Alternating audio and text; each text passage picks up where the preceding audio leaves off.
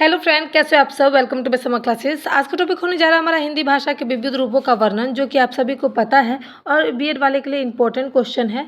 और आप देख सकते हो भाषा के आधार जो है वो चार है। जैसे ऐतिहासिक, जो पहले के समय में संस्कृत भाषा थी, फिर उसका परिवर्तन होकर पाली, अपभ्रंश और फिर हिंदी भाषा बनी।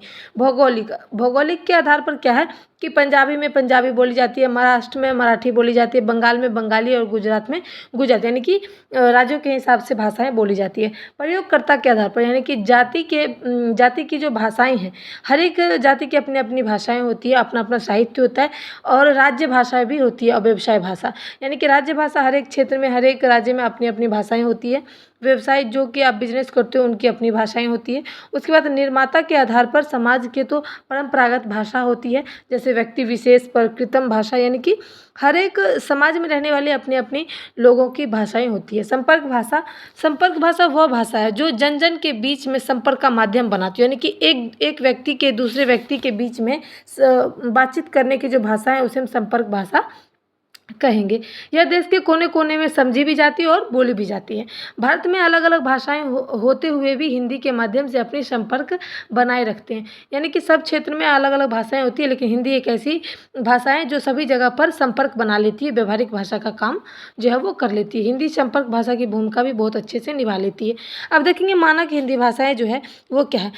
भारत विविधता का देश है। हमारे देशों में लगभग 300 से ऊपर भाषाएं बोली जाती है और इन भाषाओं का अलग अलग लिपि भी है और एक दूसरे पर प्रभाव भी जो है वो ये डालते हैं। उसके बाद इसकी बर्तनी भी अलग होती है।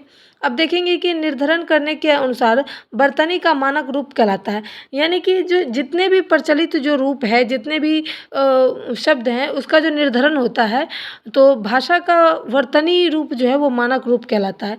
केंद्रीय हिंदी भाषा में मानकीकरण तेजी से कदम बढ़ाता है। मानक यानी कि बर्तनी की जो भाषा है वो तेजी से कदम बढ़ाए हैं। जैसे कि दीजिए, चिन्हों में ज़्यादातर परिवर्तन देखना पड़ेगा। इसमें ए भी लगा सकते हैं, ये भी लगा सकते हैं, विद्यालय और विद्यालय, तो दोनों में अंतर होता है। तो ये सब हमारा मानक रूप हो जाता है। मातृभाषा, मातृभाषा माँ की भाषा। जब बच्चा जन्म लेता है तो वो परिवार में जो भी भाषाएं सीखता है वो मातृभाषा कहलाती है। चाहे वो बंगाल में हो तो बंगाली भाषा ही सीखेगा, उसका जन्म स्थान जहाँ होगा वो उसकी भाषा, उस वहाँ की मातृभाषा वो सीखेगा। बाद में जाके वो मानक भाषा सीखे, हिंदी भाषा सीखे, चाहे इंग्लिश भाषा सीखे, लेकिन शुरू में जो माँ के और परिवार में जो भाषाएं मिलती है सीखने को, वही हमारा मातृभाषा कहलाता है। अब देखेंगे राज्य भाषा और राष्ट्रीय भाषा। तो पहले राज्य भाषा देखते हैं। राज्य भाषा का मतलब होता है शासन की भाषा। जो हमारा देश में जो हमारे नेताएं हैं, जो हमारे ऊपर शासन करते हैं, उनकी भाषाएं हमारी राज्य भाषा कहलाती है। अब आप देख सकते हो कि राज्य भाषा जो है वो 14 सितंबर 1949 का जो संविधान था उसमें ही हिंदी का जो है राज्य भाषा अर्थात सरकारी कामकाजों के लिए भाषाओं का रूप दिया गया था। इसकी स्वीकृति भी दी गई थी। 14 सितंबर को हिंदी दिवस मनाया जाता है और उस दिन से ही हिंदी भाषा जो है वो राज्य भाषा हमारी बनी थी। और हिंदी में हर एक चीज़, हर एक कामकाज होती है, लेकिन बाहरों की जो कामकाज अभी भी आती है, लेटर वगैरह, वो इंग्लिश में आता है और हिंदी में अनुवाद होता है। तो हिंदी अभी भी कहीं ना कहीं अनुवाद की भाषा ही है। आप देख सकते हो राष्ट्रीय भाषा। राज्य और राष्ट्रीय भाषा में क्या अंतर है। राज्य भाषा मैंने आपको बताया कि जब हिंदी दिवस स्थापित हुआ तो उसको हम राज्य भाषा, सरकारी कामकाज राज्य भाषा में हुई, यानी कि हिंदी में हुई, इसलिए उसे राज्य भाषा कहते हैं। राष्ट्रीय भाषा, राष्ट्रीय भाषा वह भाषा है जिसका प्रयोग राष्ट्र के अधिकांश लोग करते हैं, यानी कि राष्ट्रीय भाषा जो हमारा सरकार ही नहीं बल्कि हमारे आसपास के देश जितने भी है, मतलब आसपास के राष्ट्र हैं, उसमें जो अधिकांश लोग करते हैं। अर्थात एक ऐसी भाषा जो पूरे देश में माननीय हो, यानी कि जैसे कि हिंदी की भाषा आप देख सकते हैं, जो कहीं भी देश हो, पंजाब हो, महाराष्ट्र हो, यानी कि अदर देश भी हो, हमारा जो बाहर प्रदेश होता है उस देश में भी अगर आप हिंदी बोलोगे तो थोड़े बहुत लोग समझ ही जाते हैं।